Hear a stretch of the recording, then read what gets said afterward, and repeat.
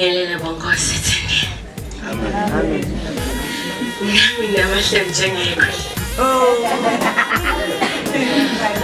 Basi lokukhulu lengakusho ngemngani wami.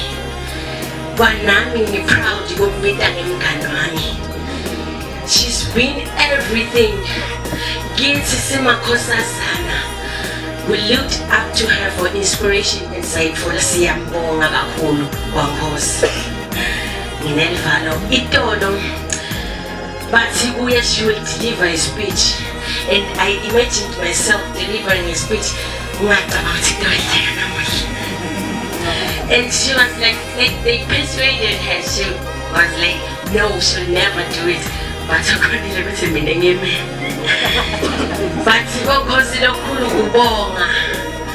kubonga sibonga kuwe Nkosi kuba sibonelo lesihle kithi sibafana ukuthi singagive up futhi nami ngiyasho ngithi singagcine kumbuka nje simncombe sikwendele okulakwendawo ngiyabonga bonkosi.